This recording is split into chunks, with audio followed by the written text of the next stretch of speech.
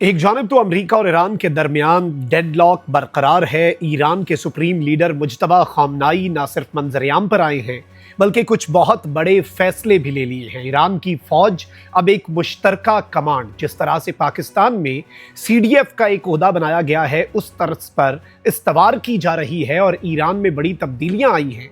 लेकिन बड़ी खबर यह है कि पाकिस्तान, सऊदीया और तुर्की के दिफाई मुआहदे के बाद एक जानब तो कल ईरान की वजारत खारजा ने मस्बत पैगाम दिया, इसका खैर मकदम किया और अब बाज़ाब्ता तौर पर ईरान से हाई लेवल वफ्द पाकिस्तान पहुंचने जा रहा है। ईरान पाकिस्तान ताल्लुकात कुछ नई बुलंदियों पर पहुंचने जा रहे हैं और मशरिक़ वुस्ता में भी सूरत हाल इंटरेस्टिंग हो चुकी है।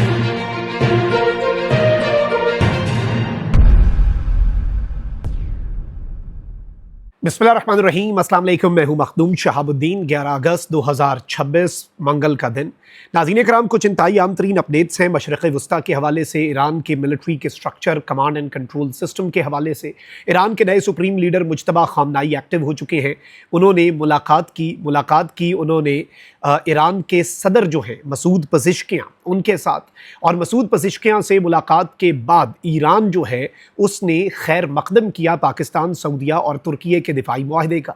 अब दो तीन बड़ी डेवलपमेंट्स हैं। एक तो पाकिस्तान और ईरान कुछ बहुत बड़ा करने जा रहे हैं और ईरान से एक हाई लेवल वफ्द की पाकिस्तान आमद मुतवक्के है। साथ ही साथ मशरिक़ वुस्ता में क्या हो रहा है, ईरान में क्या चेंजेस हुए हैं, उसे भी डिस्कस कर लेते हैं। लेकिन उससे पहले अगर अभी तक आपने इस वीडियो को लाइक नहीं किया, लाइक ज़रूर कर दें। कमेंट सेक्शन में राय का इजहार भी कीजिएगा और पाकिस्तान जिंदाबाद का नारा अपने कमेंट सेक्शन में ज़रूर लिखना है। नाज़रीन इकराम, सबसे पहले तो ईरान ने कुछ बहुत बड़े फैसले लिए हैं और ईरान ने अमेरिका की ट्रंप एडमिनिस्ट्रेशन को आड़े हाथों लिया है और बड़ा एक दिलचस्प ईरान की पॉलिसी आई है। मसूद पज़ेश्कियान ने तो वैसे कहा ना कि this is the right time कि अमेरिका जो है वो हमारी बात मान ले, हमारी शराइत पर साइन कर दे।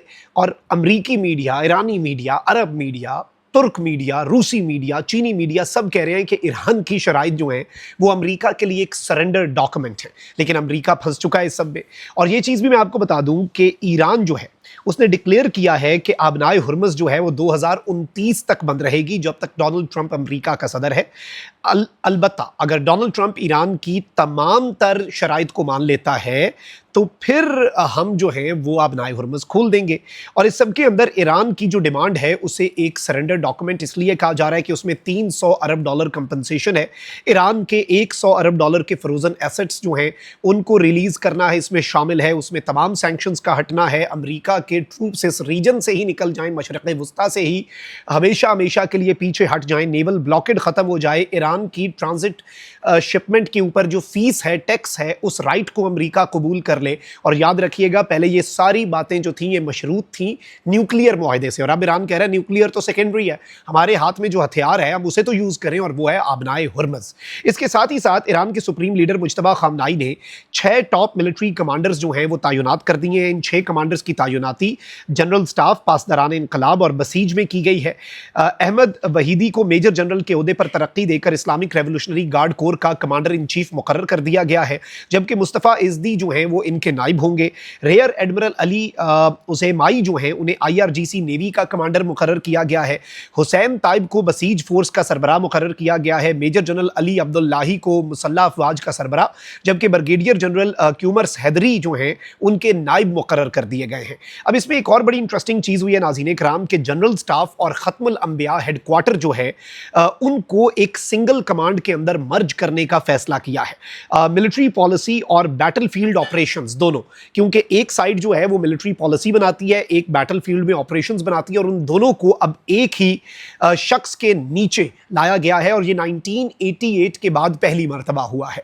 इससे पहले ये 1988 में हुआ था और 1988 के बाद से ये अलग अलग लोग जो हैं इसको हेड करते थे, इन पॉलिसीज़ को, ख़त्मुल अंबिया हेडक्वार्टर को और जनरल स्टाफ को, और अब दोनों का सरबराह एक ही शख्स को लगाया गया है। और सबसे आम तरीन चीज़ यह है कि जनरल स्टाफ जो है वो डॉक्ट्रिन बनाता है, ख़त्मुल अंबिया जो हाईएस्ट मिलिट्री ऑपरेशनल कमांड है वो तमाम मिलिट्री यूनिट्स को कमांड करती है। इसके साथ ही साथ जो 6 लोगों को इन्होंने लगाया है, और सबसे अहम तरीन चीज़ यह है नाज़रीन कराम की वेस्टर्न मीडिया कह रहा है कि ये बेसिकली एक हार्ड लाइनर कोर जो है वो अब मुज्तबा खामनाई के इर्द गिर्द आ चुकी है और अब वो मुकम्मल तौर पर मैदान अमल में हैं। और ईरान के सदर से भी उन्होंने मुलाकात की और मसूद पज़ेश्कियान ने भी एक लेटेस्ट स्टेटमेंट भी दी है कि हमारे जो सुप्रीम लीडर हैं वो मुकम्मल तौर पर अब सेहतयाब हो चुके हैं। अच्छा, इस सब के बाद जो ईरान की पॉलिसी रही, आपको पता है कि पाकिस्तान, सऊदीया और तुर्की के मुआहदे के हवाले से कुछ ईरानी तज्ज़ियाकारों ने अपनी राय का इजहार किया। पाकिस्तान में भी कितने लोग हैं जो इस मुआहदे के खिलाफ स्टेटमेंट देते हैं, पाकिस्तान में भी हज़ारों लोग हैं। किसी तज्ज़ियाकार, किसी एंकर, किसी प्रोफेसर, किसी शख्स की स्टेटमेंट को आप स्टेट की पॉलिसी नहीं कहते, और ईरान इन चीज़ों से इनसिक्योर नहीं होता। देखिए, जो मैच्योर स्टेट्स होते हैं ना, पाकिस्तान इतना अरसा ईरान और इंडिया के बेहतरीन से भी बेहतरीन ताल्लुकात और इकनॉमिक कॉपरेशन चाह बाहर से क्यों नहीं इनसिक्योर हुआ? क्यों? क्योंकि पाकिस्तान एक मैच्योर स्टेट है, हमें पता है कि हमारा अपना अच्छा ताल्लुक है।